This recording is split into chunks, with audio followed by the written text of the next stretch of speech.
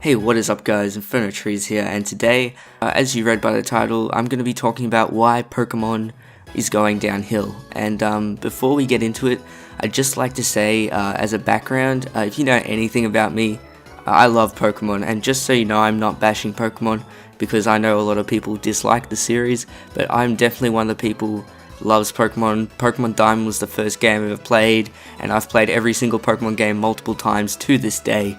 So I mainly enjoy competitive battling, but I do enjoy regular gameplay as well, so yeah, that's just a bit of background. So recently, I've been worried about the future of Pokemon games, actually for a few years now, and I know many people have actually been feeling the same way, but now, especially with the upcoming release of Pokemon Let's Go Pikachu and Eevee, things aren't looking too good, and it's getting worse.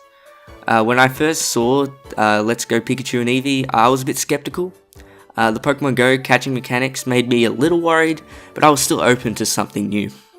Then we got the gameplay trailer, and that's what let me down the most. I had never been so disappointed in a Pokemon game since finishing X and Y. And ever since X and Y, the quality of Pokemon games has dropped. You can just see the quality's dropped. And there have been some good games since then. Omega Ruby and Alpha Sapphire and Ultra Sun and Moon definitely weren't bad, but there's still nothing close to what we had in the past. And when I talk about Ultra Sun and Moon, just think about it if we got Ultra Sun and Moon before Sun and Moon. That's the way, if you want to give it a fair go, you gotta look at it like that. So, Pokemon is pretty much, it's evident from the games we've seen over the past 5 years that Pokemon is clearly going downhill. One of the main reasons to this is the difficulty, and the difficulty of the recent Pokemon games has been significantly reduced in order to attract and keep new players coming to the series, and I can respect that.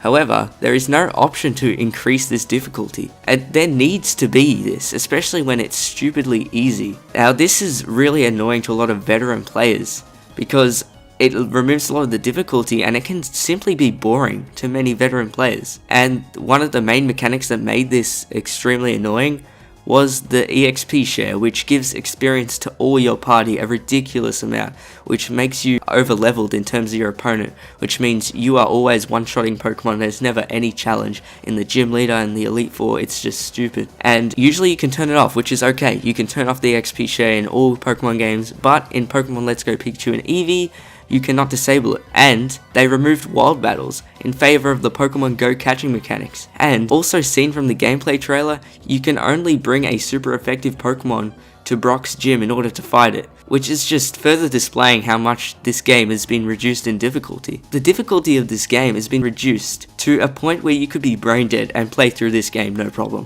What makes it worse is that the description of the game states that the game is deep enough to keep veteran trainers on their toes, which is a complete lie. The Pokemon Company have lied to us. They've removed a lot of in-depth mechanics, which is my next point. So many complex mechanics that make Pokemon the game that is easy to pick up but hard to fully master has been removed. Some of these features include the abilities and held items, which as far as we can see have been removed from the game. Now of course they will be returning in the new games that we'll be receiving in 2019, but newcomers to the series who have only played Pokemon Go will once again be exposed to a game that doesn't represent what Pokemon truly is. I made a video 2 years ago on my channel explaining how I hated Pokemon Go because it appeals to an audience that has never played or hasn't played Pokemon in a long time and presents them to a game that is nothing like real Pokemon.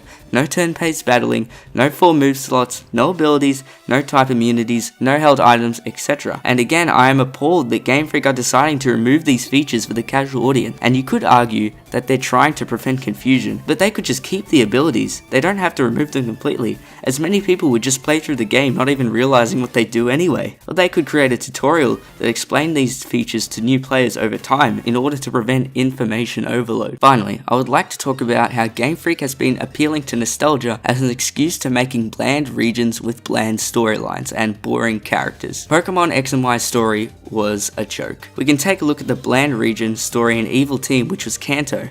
And yes, Kanto was a bland region, let's admit it. And Team Rocket was kind of a boring evil team. But you know what? That's okay, because it was the first game in the series, and to be honest, the devs were learning and they probably didn't have many experienced writers to make a complex story. Now fast forward nearly 20 years later, and after some incredible Pokemon games like Pokemon Emerald, Platinum, and Black and White 2, that had in-depth stories with character development and interesting evil teams, Then we get to X and Y, a bland story with boring characters, a boring evil team, and a basic region with nothing unique about it. That is simply not acceptable, and by this time, Game Freak has the ability to hire the best of the best and give us the highest quality games, but they gave us Pokemon X and Y. The games, however, sold well, and that's because they marketed to nostalgia, giving brand new Mega Evolutions to existing fan favorites. Instead of making an interesting game with a well written story, we got a cash grab. Now for the repercussions of this. Pokemon Let's Go Pikachu and Eevee has dropped below 60